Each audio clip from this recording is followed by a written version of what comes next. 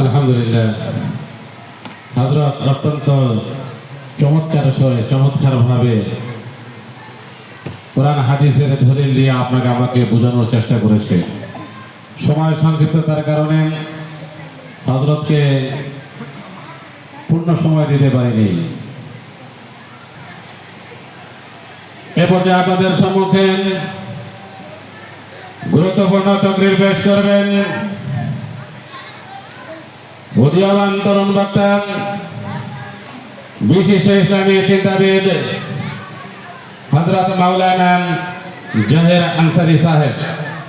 হযরত মাওলানা জাহের আনসারী সাহেব, সম্মানিত মুহতামিম হানিশাঙ্গান মাদ্রাসা, আমি হযরতকে তিনার মূল্যবান বয়ান পেশ করার জন্য মাহফিলের পক্ষ থেকে সবিনয়ভাবে অনুরোধ করছি। আলহামদুলিল্লাহ নাহমাদুহু ওয়া নাস্তাঈনুহু ওয়া নাস্তাগফিরুহু ওয়া নু'মিনু বিহি ওয়া নাতাওয়াক্কালু আলাইহি ওয়া নাউযু বিল্লাহি মিন শুরুরি আনফুসিনা ওয়া মিন সাইয়্যাতি আ'মালিনা من يهده الله فلا مضل له ومن يضلله فلا هادي له ونشهد أن لا إله إلا الله وحده لا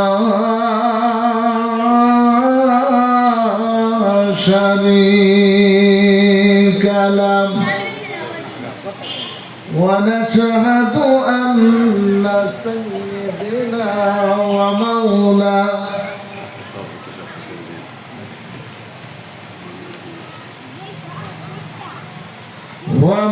ومولانا محمدا عبده ورسوله الذي أرسل إلى الناس كافة بشيرا ونذيرا وداعيا إلى الله بإذنه وسراجا منيرا. أما بعد فأعوذ بالله من الشيطان الرجيم. بسم الله الرحمن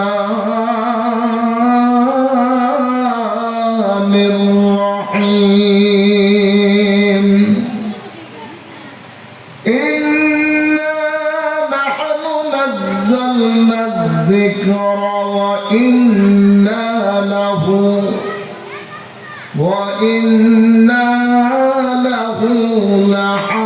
لحافظون. وفي آية أخرى إن الله وملائكته يصلون على النبي يا أيها الذين آمنوا صلوا عليه وسلموا تسليما. সবাই মহব্বতে দরুদ পড়ি আল্লাহুম্মা সাল্লি আলা সাইয়্যিদিনা মুহাম্মাদ ওয়া আলা আলি সাইয়্যিদিনা মাওলানা মুহাম্মদ মহব্বত করি আল্লাহুম্মা সাল্লি আলা সাইয়্যিদিনা মাওলানা মুহাম্মদ ওয়া আলা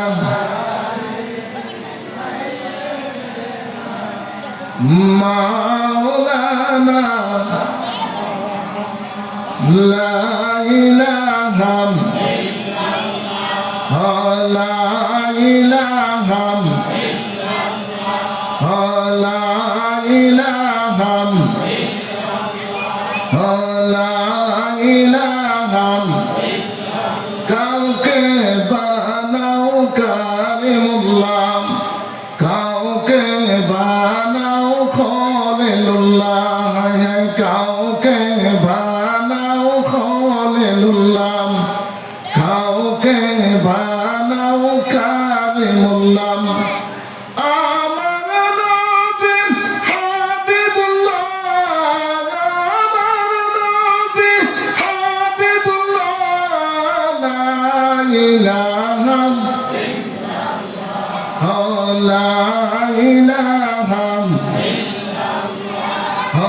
লা ইলাহা লা ইলাহা ইল্লাল্লাহু মুহাম্মাদুর রাসূলুল্লাহ সকলে বলি সাল্লাল্লাহু আলাইহি ওয়াসাল্লাম। আজকে নামাগুতাশিয়া দারুল উলুম মাদ্রাসার হাফেজ ছাত্রদের পাগড়ি প্রদান উপলক্ষে দ্বিতীয় অধিবেশনের সম্মানিত শ্রদ্ধেয় সভাপতি সাহেব দিগার উলামায়ে কেরাম প্রাণপ্রিয় আন্তরিকতার মানুষ আজকের এই স্টেজে উপস্থিত সম্মানিত সভাপতি সাহেব জনাব মুজিবুর রহমান মাস্টার সাহেব ইসলাম প্রিয় দিন প্রিয় সম্মানিত ভাই ও বাবারা পর্দা নিশি পর্দারত আমার মা ও বোনেরা মহান আল্লাহর শুকর আদায় করি যে আল্লাহ পাক আজকে আমাদেরকে এক এমন একটি মুফতি জলসায় উপস্থিত হয়ে আসা বসার তৌফিক আল্লাহ দান করেছেন। এই জন্য সকলেই দিল থেকে জবান খুলে হৃদয় উজাড় করে ভালোবাসার সুরে আমরা শুকরিয়া আদায় করি পড়িনি একবার আলহামদুলিল্লাহ। আপনাদের আলহামদুলিল্লাহ শব্দ শোনা যেতেছে এমন একটা অবস্থা, শীতকালে মুড়ি খান না আপনারা? দেখবেন মুড়ি যেই মুড়িটা ফুটাইছে না এই মুড়িটা সাবান দিলে বোঝা যায় যে এটা ঠিক আছে, আর কিছু কিছু মুড়ি আছে সাবানি দিলে মনে হয় দাঁতের সাথে মিশে গেছে, এর মানে ঠান্ডা লেগে গেছে। ফুটাইন না এক জাতীয় মুড়ি আমরা গ্রাম্য ভাষা বলি। এই ধরনের ফুটাইন না মনে হইতেছে মাহফিলের শুরুতে যদি হয়ে যাগা আলহামদুলিল্লাহ শব্দ আওয়াজগুলিতে এমন ভাবে হওয়া চায়, শব্দগুলি এমন ভাবে হওয়া চায় যেন আমাদের হযরতরা দাওয়াতি মেহমানরা আল্লাহর খাস বান্দারা যারা আসতেছে তারা আমাদের মনের আবেগ আমাদের মনের চাহিদা মোতাবেক আমাদেরকে যেন দিনের কোরআন ও হাদিসের কিছু কথা দিয়া যাইতে পারে, আমাদের আবেগটা তো সেই প্রকারেই দেখানো উচিত, ঠিক কিনা বলেন? আলহামদুলিল্লাহ আমার আগে যিনি হযরত মাওলানা ফারুক সাহেব আল্লাহু আকবার কত সুন্দর আলোচনা করেছেন। আসলে আসলে আমাদের মাঝে অহংকার তাকাব্বুরি বেশি, ঠিক কিনা জোরে বলেন? আমি কি তার চেয়ে কোনো কম? আমি কি তার থেকে কোনো দিক দিয়ে ফালান্নার মতন? আমাদের ফালাই দিব সমাজে এমন কোন ব্যক্তি আছে? এরকম বলি কি বলি না? ইবাদতের দিক দিয়ে আমি নামাজি 5 ওয়াক্ত, হে তো 1 ওয়াক্ত পড়ে না। আমি নামাজি, আমি তাবলিগি, আমি জামাতি, আমি বিভিন্ন নিজেকে নিজে এত বড় মনে করি, যা নিজের শেষ পর্যন্ত কোত্থেকে যা আইছি কিনলে আইছি এগুলি বিল্লা ফেলাই, ঠিক কিনা করে বলেন?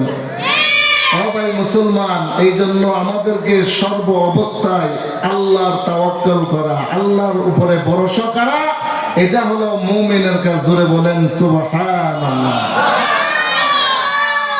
যাই হোক, আজকের এই অধিবেশনে আমরা যারা উপস্থিত হয়েছি, আজকে যে সুন্দর পরিবেশে আমরা বসছি, হতে পারে আগামী দিনের পরে এই পরিবেশ আর এখানে থাকবে না, ঠিক কিনা জোরে বলেন? এই সুবর্ণ সুযোগ আজকের এই নামাগুতাশিয়া দারুল উলুম মাদ্রাসার মাহফিল হিসাবে আমাদেরকে আল্লাহ বসার যে একটা সুযোগ করে দিয়েছে, এটা আল্লাহর বড় একটা নিয়ামতের অধিকারী হতে পেরেছি। আবারও শুকরিয়া আদায় করি আলহামদুলিল্লাহ। এই নদীর বাগানগুলি যদি না থাকে, বলেন তো এরকম পরিবেশ কি বৎসরে আমরা দেখতে পাবো? যাত্রা গানের অভাব নাই, নাটকের অভাব নাই, এক এক জায়গায় 9টা 7টা 8টা 10টা করে নাটক দেওয়া হয়, যেখানে সারা রাত নাটক দেখার পরে বলেন তো এমন কোন দলিল, কোন মুফাসসির, কোন কোরআন হাদিসওয়ালা এই দলিল দিব যে সারা রাতে একটা নেক পাইছেন? কিন্তু আল্লাহ বলেন এই মাহফিলে যতক্ষণ বসা থাকবেন ততক্ষণ আল্লাহ পাক রব্বুল আলামিন ফেরেশতাদের সাক্ষী রেখে আল্লাহ পাক বান্দার সগীরা গুনাহগুলি মাফ করে দিয়ে ওই গুনার জায়গায় নেক বসায়া দিবে। জোরে বলেন সুবহানাল্লাহ। এই জন্য এই মজমাগুলি হচ্ছে গুনাহ মাফের মজমা। আজকের এই মজমার যাদের অর্থের বিনিময়, যাদের মেহনত শ্রমের বিনিময়, এই আজকের সম্মানিত মানুষ সভাপতি সাহেব আমাদের সামনে বসা, এরার মেহনত, এরার এই শ্রম আল্লাহ কবুল করছে বিদায়ী আমাদেরকে দিনের এবং কোরআনের কিছু কথাবার্তা বলা এবং শোনার আল্লাহ সুযোগ করে দিছে। জোরে বলেন ঠিক কিনা? এই কোরআন হাদিসের কথাবার্তা শোনা আর বলার সুযোগ যতদিন থাকবে ততদিন আসমান থাকবে, যতদিন এই কোরআন হাদিস শোনার সুযোগ থাকবে ততদিন জমিন থাকবে। যেই দিন এইগুলি উঠে যাবে আল্লাহ দুনিয়া ধ্বংস করে দিবে, ঠিক কিনা? জোরে বলেন। আল্লাহ বলেন কুল্লু মান আলাইহা ফান। হে দুনিয়ার ইমানদারেরা, তোমাদের ইমানের মাধ্যমে যদি ঘর পুরাইসা যান, তোমাদের ইমানের মধ্যে যদি কোনো সমস্যা দেখা দেয়, আল্লাহ বলেন দুনিয়াটা আমি বানাইছি, আসমান বানাইছি, জমিন বানাইছি, আসমান বানাইছি 7টা, জমিন বানাইছি 7টা, ওই এইভাবে 7 আসমান 7 জমিন তৈরি করছি। তোমরা যদি আমি জিজ্ঞাসা করি কোথাও কোনো খুঁড়ি আছে কিনা, কি বলেন? খুঁড়ি আছে? আসমান খাড়া করে রাখতে গিয়ে খুঁড়ি আছে? মাহফিলের সামানা খাড়া করতে গিয়ে খুঁড়ি আছে না নাই? আল্লাহ বলেন আল্লাযী খালাকা সাবআ সামাওয়াতিন তিবাকা। হে দুনিয়ার ইমানদারেরা, আমি আল্লাহ 7 আসমান তৈরি করেছি, 7 জমিন আমি সৃষ্টি করেছি। এইগুলি তো আমি কোনো খুঁটি দেই নাই, আমি কোনো খুঁটি দেই না। জোরে বলেন সুবহানাল্লাহ।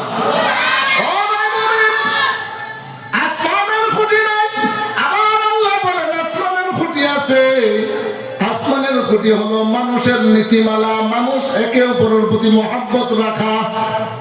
যতদিন আপনার নীতি ঠিক থাকবে, ইমানদারের ইমান ঠিক থাকবে, ইমানওয়ালার ইমান মজবুত থাকবে। আল্লাহ বলেন আসমানের খুঁটি হলো তোমার ইমান, আসমানের খুঁটি হলো তোমার নীতি।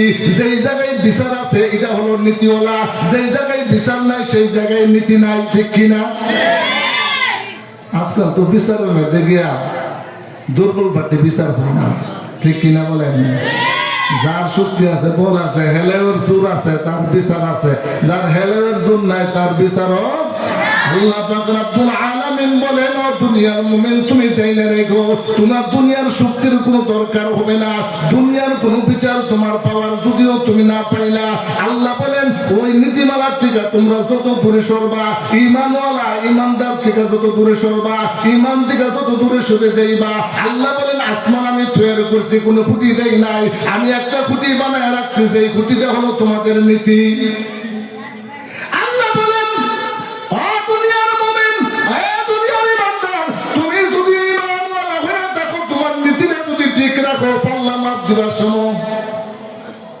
কিছু দুর্নীতিবাদ ব্যবসায়ী আছে, 2 পাল্লা কন্যা ক 4 পাল্লা। মিথ্যা কথা কইতে গিয়া 1 সেকেন্ড দেরি করে না, টাস করে মিথ্যা কথা কইয়া ফেলাম। আপনার উপরে অপবাদ দিতে গিয়া কোনো মিথ্যা, কোনো ধরনের কোনো মিথ্যা মনে করে না, কোনো অন্যায় মনে করে না। আল্লাহ কো ওই নীতি ইমানদারের নীতি হতে পারে না, এই নীতি তো শয়তানের নীতি, ওই নীতি তো জুলুমকারীর নীতি। যে অপরের উপরে জুলুম করে, জুলুম করতে করতে করতে করতে এমন একটা পর্যায়ে গিয়ে বসে, আল্লাহ কো তখন দেখা যায় একে অপরের প্রতি কোনো মায়া থাকে না, যখন কোনো দুনিয়া একে অপরের প্রতি কারো কোনো ভালোবাসা থাকবে না। আল্লাহ কো এই আসমান জমিন আমার কোনো দরকার নাই। আল্লাহ কো এই খুঁটিটা যদি তোমরা নষ্ট করে দেও, বাঁশপালা দিয়ে খুঁটি দিছে, একটা খুঁটি যদি ভাঙ্গা থাকে দেখবেন এটা লাড়া দিলে পুরোটা সামান লড়বো, লড়বো কি লড়বো না? আল্লাহ বলেন মুমিন হে মুমিন, তুমি যদি তোমার ইমানের খুঁটিটা ঠিক রাখো, আমি আল্লাহ আসমান জমিন ঠিক রাখবো। আর এটার মধ্যে যদি ভেজাল হয়ে যা, ভূমিকম্প সৃষ্টি করুন। ভূমিকম্প হয় কিনা দেখছেন না? আল্লাহ বুঝা, আল্লাহ বুঝা। দুনিয়ার মানুষ হেদায়েতের প্রতি আসো।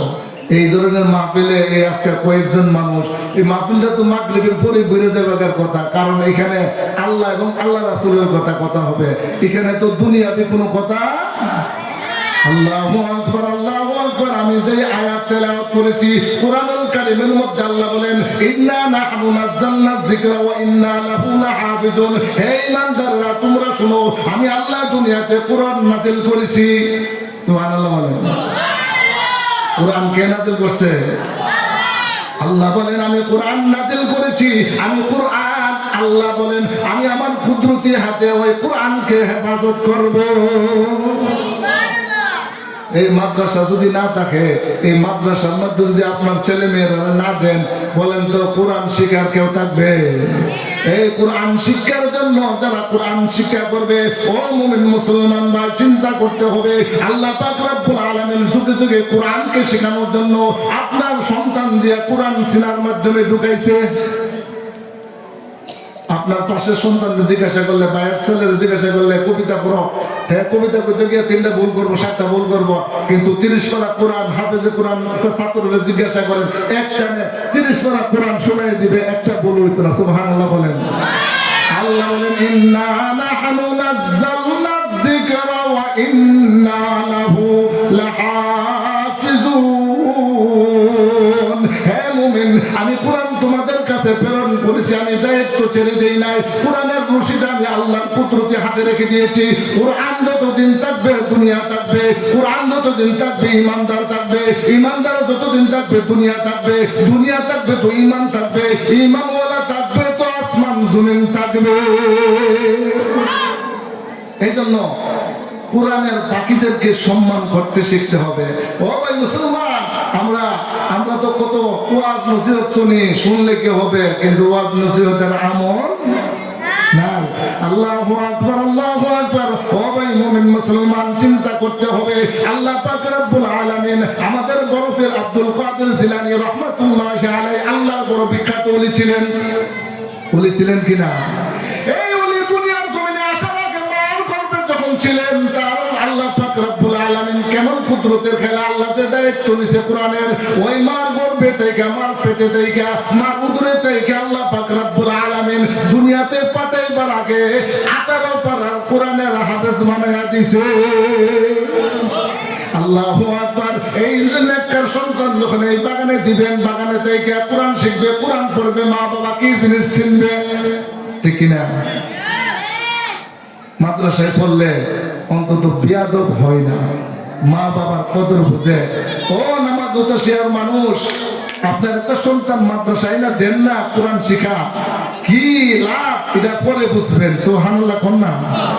আল্লাহু আকবার। আব্দুল কাদের জিলানী রাহমাতুল্লাহি আলাইহি আল্লাহর বিখ্যাত বড় একজন ওলি, উনি একদিন মায়ের পায়ে ধরছে, মার পা ধরছে, মার পায়ে ধরে ক্ষমা চাই বা মাপ চাই।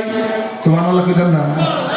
মার পায়ে এভাবে ধরছে, ডাক দিয়ে বলে হে মা, আমি তোমার কাছে ক্ষমা চাই, মাপ চাই, মা গো আমারে তুমি মাফ করে দাও। আব্দুল কাদের জিলানী রাহমাতুল্লাহি আলাইহি মা ডাক দিয়ে বলে, বাবা রে, তুই তো বড় আল্লাহওয়ালা, তুই তো বড় নেককার সন্তান, সন্তান তুই কেন আমার পায়ে ধরে মাপ চাস? মা গো আগে বল আমার মাপ দিবা কিনা। মা ডাক দিয়া বলে বাবারে তুই কি অন্যায় করছস? কি বলেন অন্যায়টা কি করছিস? তুই তো আমার কাছে মাপ চাইতেছ, কি অন্যায় করছিস সেটা আগে ভুললা কর। এবার সন্তান ডাক দিয়ে বলে মা গো ও মা, আমি তোমার পায়ে ধরে মাপ চাইতেছি এই জন্য আমি যখন তোমার গর্ভে ছিলাম, তোমার পেটের ভিতরে ছিলাম, তখন তোমার ইচ্ছা হয়েছিল টক খাওয়ার জন্য। কি খাওয়ার জন্য? টক। দেখবেন অনেক মহিলারা গর্ভ অবস্থায় টক খাইতে চায়। এই যে পর্দানিশী মা বোনরা যারা আছে নামাজ পড়ে 5 ওয়াক্ত, আব্দুল কাদের জিলানী রাহমাতুল্লাহ আলাইহির মা কোনদিন পর্দা লঙ্ঘন করেন নাই, জাহিলিয়াতের যুগের মতন চলাফেরা করেন নাই। এই জন্য ওই মায়ের ঘর থেকে 18 সিপারাওয়ালা হাফেজ বাহির হয়েছে। কি বলেন ঠিক কিনা?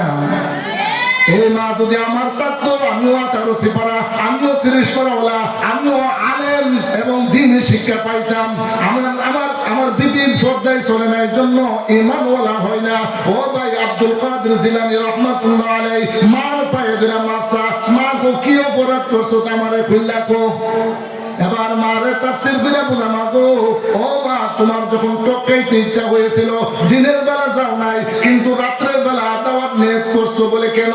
বলে আমার নানু বাড়িতে একটা টক বুড়ি গাছ ছিল। নানু বাড়িতে কি ছিল?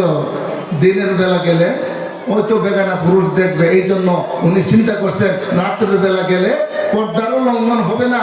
আমি আমার টক যেহেতু মনে চাইছে খাওয়ার জন্য, টক বুড়িটা ফাড়ার জন্য রাত্রের গভীর রাত্রে ওই আব্দুল কাদের জিলানী রাহমাতুল্লাহ আলাইহির নানু বাড়িতে তার মা গভীর রাতে বুকরা পইরা তার বুড়ি ফাড়ার জন্য নানু বাড়িতে চলে গেছে। কন্যা সুবহানাল্লাহ।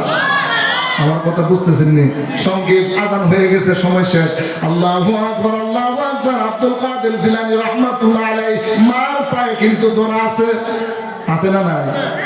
বুঝতেছেন নি কথা?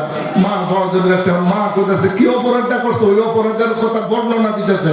এবার আব্দুল কাদের জিলানী রাহমাতুল্লাহ আলাইহি ডাক দিয়ে বলে মা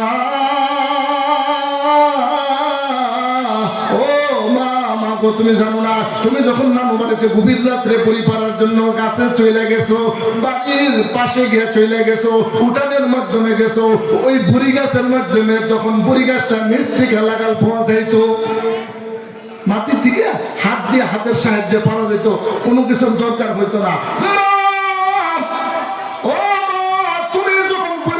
গেছো ওই বুড়ি গাছটার মধ্যে যখন বুড়ি পাড়তে তুমি হাতটা উপরের দিকে দিছো, মাগো গভীর রাত তুমি জানো না, অনেক রাত্রের বেলা, ওই রাত্রের বেলা তুমি যখন বুড়ি পাড়তে গেলা, বুড়ির মধ্যে যখন হাতটা রাখলা, হাতটা রাইখা যখন বুড়ি গাছে তুমি দিয়ে বুড়ি ধরলা, এই মুহূর্তে ওই বুড়ি গাছের মধ্যে বিষাক্ত একটা সাপ বসে আছে। জোরে বলেন সুবহানাল্লাহ।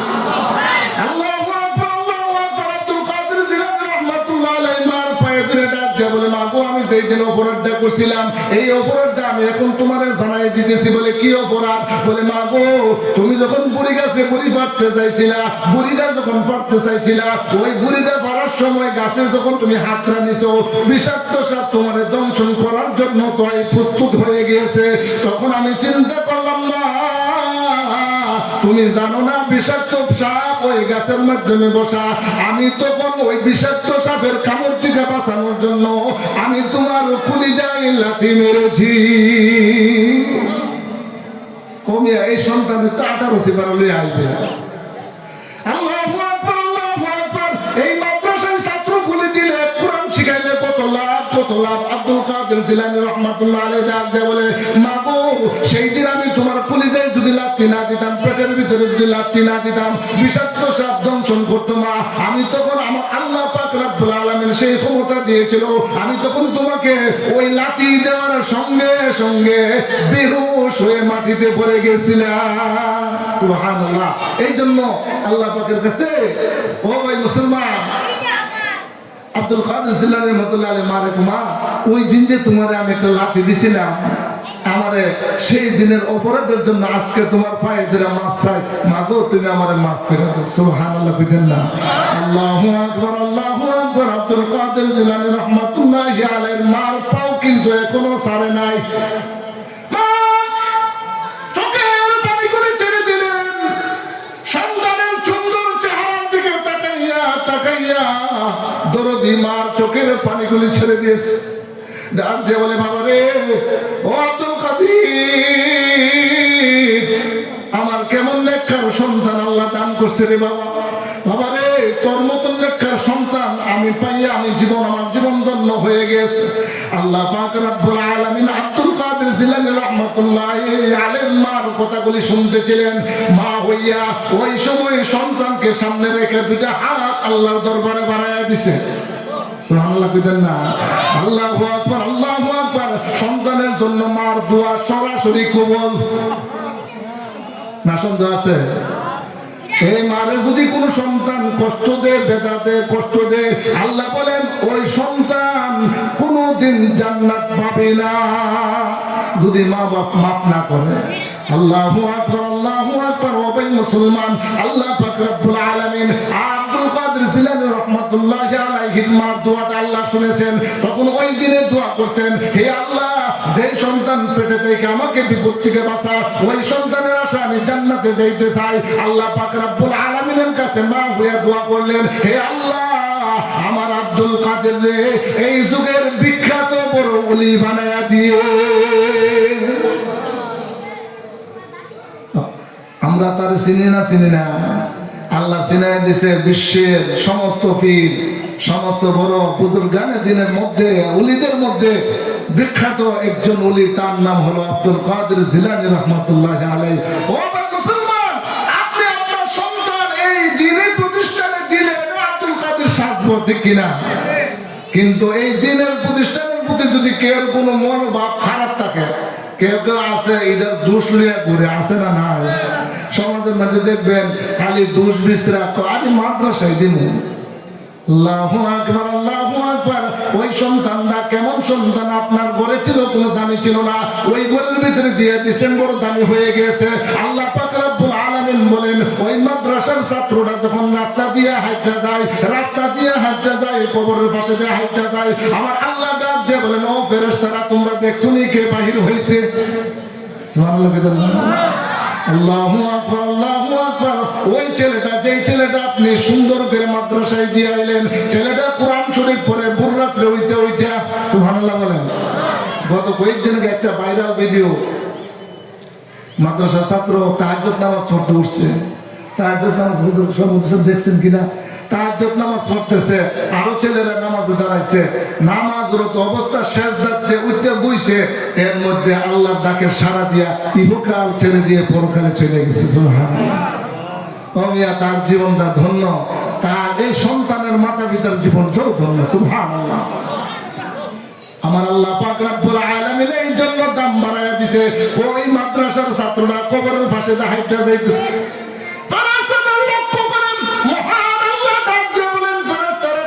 দেখো, তাকে দেখো, তালিবেল আলেম কবরের পাশে হাইটা যায়। আল্লাহু আকবার। আল্লাহ ডাক দিয়ে বলেন, ও কবর বাসিন্দা ফেরেশতারা, তোমরা কি দেখো না? বলে, কারে? বলে, ওই যে আমার একজন তালিবেল আলেম হাইটা যা, কোরআন পড়নেওয়ালা হাইটা যা, কোরআন শিখনেওয়ালা হাইটা যা। আল্লাহ ডাক দেওয়ার সঙ্গে সঙ্গে ওই মাদ্রাসার ছাত্রের কবরের পাশে দিয়ে হাইটা যাওয়ার বদলে বরকতে কবরের আযাব বন্ধ করে দেয়। লাভ আছে না?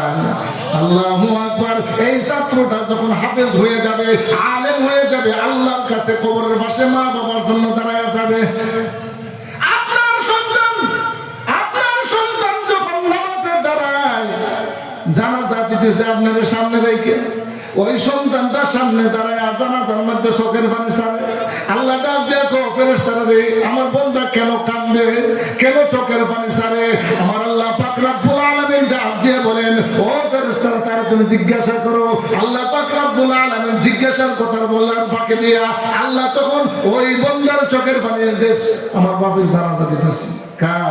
সন্তান যদি বাপের জানাজা দেয়, দিলটা নরম হয় কি হয় না? বাপের স্মৃতিগুলি সব মনে পড়ে, তখন কান্না করতে করতে জানাজা দেয়। আল্লাহ তো জানাজা শেষ হইতে দেরি হোক, আমি আল্লাহ ওই সন্তানের বাবার জিন্দেগীর গুনাহ মাফ করতে দেরি করি না।